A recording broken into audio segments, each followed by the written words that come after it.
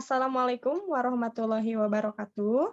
Halo semuanya, kami dari kelompok 8 akan mempresentasikan hasil tugas kami, khususnya untuk mata kuliah Teknologi Informasi Pemerintahan dengan dosen pengampu Dr. Agustina Setiawan, SIP MSI.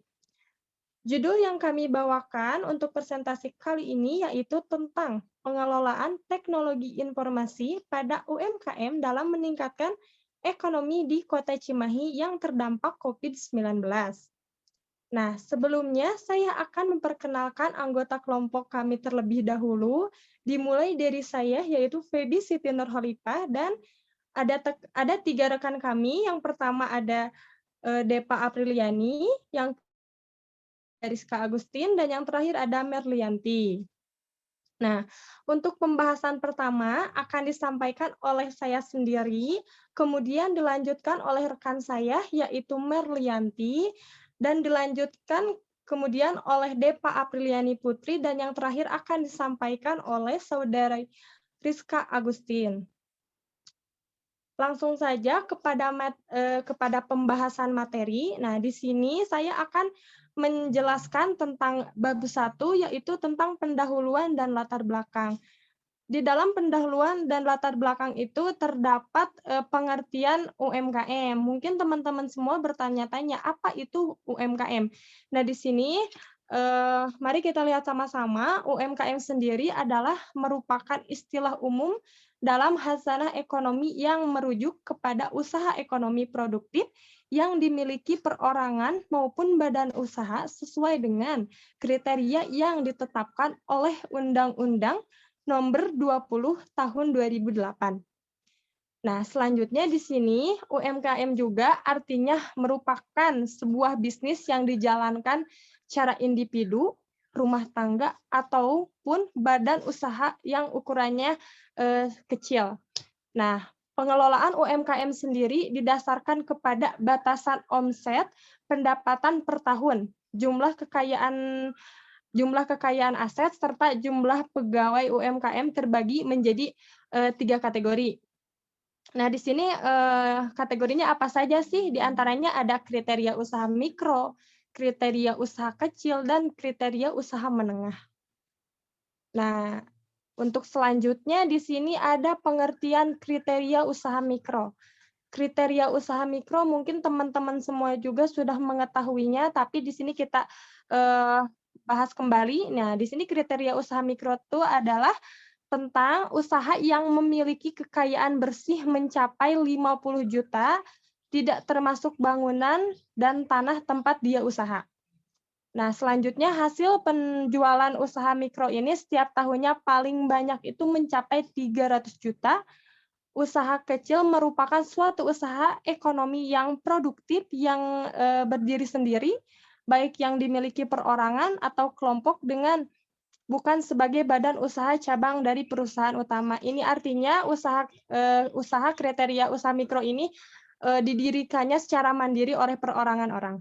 Nah, untuk yang selanjutnya itu ada poin B, itu tentang kriteria usaha kecil. Apa sih kriteria usaha kecil itu? Nah, di sini kriteria usaha kecil adalah usaha yang memiliki kekayaan bersihnya mencapai 50 juta dengan maksimal yang dibutuhkannya mencapai 500 juta. Untuk selanjutnya itu ada hasil penjualan bisnisnya setiap tahunnya itu bisa mencapai 300 juta sampai paling banyaknya yaitu 2,500 juta. Cukup banyak ya teman-teman untuk kriteria yang kedua ini. Selanjutnya itu ada kriteria yang ketiga, yaitu tentang usaha menengah.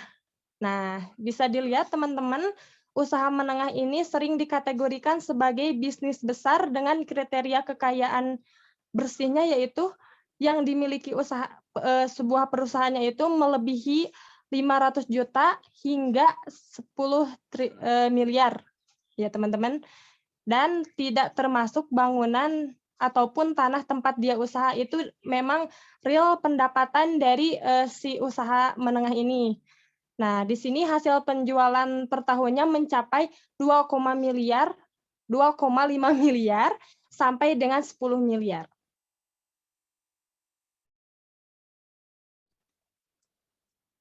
Selanjutnya, definisi teknologi informasi menurut Tata Sutabri, yaitu suatu teknologi yang digunakan untuk mengelola data, termasuk memproses, mendapatkan, menyusun, menyimpan, memanipulasi data dalam berbagai cara untuk menghasilkan informasi yang berkualitas, yaitu informasi yang relevan, akurat, dan tepat waktu yang digunakan keperluan pribadi, bisnis, dan pemerintahan, dan merupakan informasi yang strategis untuk pengambilan keputusan.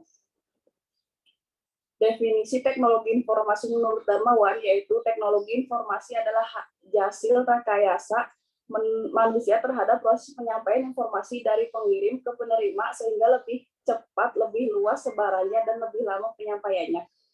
Menurut Tambunan, usaha mikro, kecil, dan menengah UMKM adalah unit usaha produktif yang berdiri sendiri yang dilakukan oleh perorangan atau badan usaha di semua sektor ekonomi.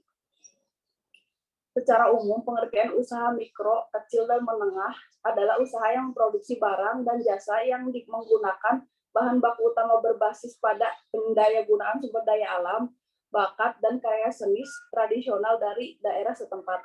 Adapun ciri-ciri UMKM adalah bahan baku mudah diperoleh, menggunakan teknologi sederhana sehingga mudah dilakukan oleh teknologi.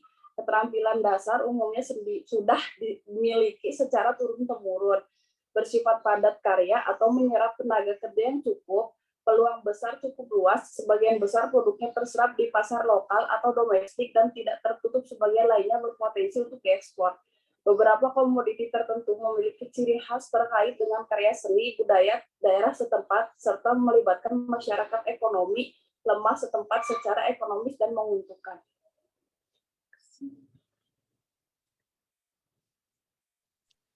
Selanjutnya mengenai coronavirus disease atau COVID-19. Pengertian virus corona atau Severe Acute Respiratory Syndrome Coronavirus atau SARS-CoV-2 adalah virus yang menyerang sistem pernapasan. Penyakit ini dikarenakan infeksi virus ini disebut juga dengan COVID-19. Virus corona ini bisa menyebabkan gangguan ringan pada sistem pernapasan, infeksi paru-paru yang berat hingga kematian. SARS-CoV-2 atau disebut juga COVID-19 adalah sejenis baru dari coronavirus yang menular ke manusia. Virus ini bisa menyerang siapa saja, termasuk bayi, anak-anak, orang dewasa, lansia, ibu hamil, maupun ibu menyusui. Coronavirus adalah kumpulan virus yang bisa menginfeksi sistem pernapasan menurut Kemenkes 2020. Nah, selain itu juga COVID-19 adalah penyakit coronavirus zoonosis ketiga yang diketahui setelah SARS dan sindrom pernapasan Timur Tengah atau MERS. Nah, menurut Gennaro tahun 2020, penyakit virus corona 2019 adalah virus RNA dengan penampakan seperti mahkota di bawah mikroskop elektron karena adanya paku glikoprotein pada amplopnya. Dan seperti kita ketahui, COVID-19 ini muncul pertama kalinya tuh di kota Wuhan, Cina yang sangat membludak pada akhir Desember tahun 2019. Dan berawalan COVID-19 ini bisa menyebar karena banyak data-data yang diteliti oleh peneliti bahwa si virus ini tuh berawalan dari hewan ke manusia. Tapi hingga sekarang ini virus corona tuh masih misterius karena sampai sekarang munculnya coronavirus ini tuh berawal dari mana. Seperti itu. Terus selanjutnya mengenai pengertian pengelolaan. Pengertian diartikan sebagai suatu rangkaian pekerjaan atau usaha yang dilakukan oleh sekelompok orang untuk melakukan serangkaian kerja dalam tujuan tertentu. Menurut Suharsini Arikunta, pengelolaan adalah substantiva dari mengelola, sedangkan mengelola berarti suatu tindakan yang dimulai dari penyusunan data, berencana, mengorganisasikan, melaksanakan, sampai dengan pengawasan dan penilaian. Dijelaskan kemudian, pengelolaan menghasilkan suatu dan sesuatu itu dapat merupakan sumber penyempurnaan dari peningkatan pengelolaan selanjutnya. Nah, pengertian pengelolaan ini hampir sama dengan manajemen. Karena pengelolaan dan manajemen memiliki tujuan yang sama, yaitu tercapainya tujuan organisasi lembaga. Nah, pengelolaan merupakan sebuah bentuk kerjasama dengan orang-orang secara pribadi atau kelompok demi tercapai tujuan organisasi lembaga. Selanjutnya, saya akan menjelaskan mengenai Kota Cimahi. Kota Cimahi adalah sebuah kota provinsi di Jawa Barat, Indonesia. Kota ini terletak di antara Kabupaten Bandung Barat dan Kabupaten Bandung. Cimahi dulu bagian dari Kabupaten Bandung yang kemudian ditetapkan sebagai kota administratif pada tanggal 29 Januari 1976 dan pada tanggal 21 Juni 2001 Cimahi ditetapkan sebagai kota otonom. Sebelum menjelaskan mengenai UMKM yang berada di Kota Cimahi, di sini saya akan menjelaskan mengenai tujuan penelitian dari presentasi kelompok kami. Tujuan dari penelitian ini yaitu untuk mengetahui informasi secara mendalam mengenai UMKM yang sudah dibangun di Kota Cimahi. Selain itu, bagaimana sih para pelaku UMKM memasarkan dan hal apa saja sih yang mereka sudah lakukan untuk menaikkan omset di dalam UMKM tersebut. Selain itu, tujuan yang lebih signifikan dari penelitian ini yaitu untuk melihat bagaimana pengelolaan teknologi informasi pada UMKM, khususnya dalam meningkatkan ekonomi di Kota Cimahi yang terdampak COVID-19. Sesuai dengan data Dinas Perdagangan Koperasi UMKM dan Perindustrian di Kota Cimahi, sampai dengan bulan Juli tahun 2020 tercatat baru 4.033 UMKM yang memiliki izin usaha baik mikro maupun usaha kecil. Selain itu, peran UMKM dalam mendorong laju pertumbuhan ekonomi dan penyerapan tenaga kerja mampu menjadi langkah awal bagi upaya pemerintah untuk menggerakkan sektor ekonomi di berbagai lapangan usaha.